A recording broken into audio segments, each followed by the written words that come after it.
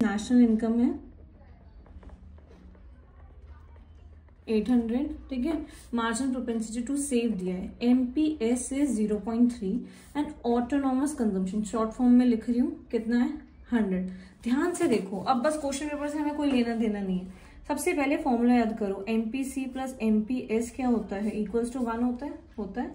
अगर आपका एमपीएस 0.3 है तो दैट्स मीन एमपीसी आपका 0.7 होगा। इसको इसी बेसिक अंडरस्टैंडिंग से निकालना, इसमें से माइनस करके मत निकालना क्योंकि चांसेस हैं गलत हो जाए। 0.3 आ गया। ऑटोनॉमस कंजम्पशन को हम सी लिखते हैं, सी बार 100 आ गया। क्वेश्चन आपसे पूछ क्या रहा है, कह रहा है फाइंड द इन्वेस्टमेंट एक्सपेंडिचर। क्या निकालो, इन्वेस्टमेंट एक्सपेंडिचर निकालो, ठीक है। अब आपको पता है जो हमारा एमपीसी होता है वो बी होता है, एमपीएस होता है 1 माइनस बी।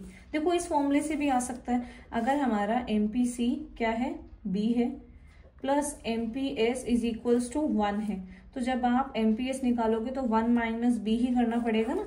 तो ये समझ आ गया। अगर भूल जाओ तो ऐसे भी याद रखो कि एमपीसी हमारा सी के बाद बी, सी से पहले बी आता है, ऐसे याद रखो, सी से पहले बी आता है तो ये हो जाएगा बी।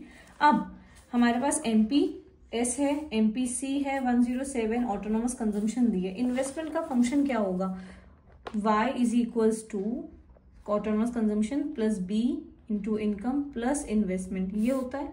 इनकम आपको कितनी गिवन है 800, कंजम्पशन ऑटोनॉमस कंजम्पशन आपको गिवन है 100 प्लस बी की वैल्यू अभी आपकी कितनी आई है 0.7, ठीक है। वाई क्या गिवन है आपको, नेशनल इनकम 800 गिवन है प्लस आई आपको फाइंड आउट करना है। आपको क्या करना है, 800 में से ये दोनों चीजों को माइनस कर दो, you will get the investment. कितना होगा, 800 में से 100 जाएगा 700, 8 7 56, 560 आ जाएगा 660। 800 में से 660 माइनस कर दोगे, आपकी इन्वेस्टमेंट आ जाएगी 140 इज द इन्वेस्टमेंट।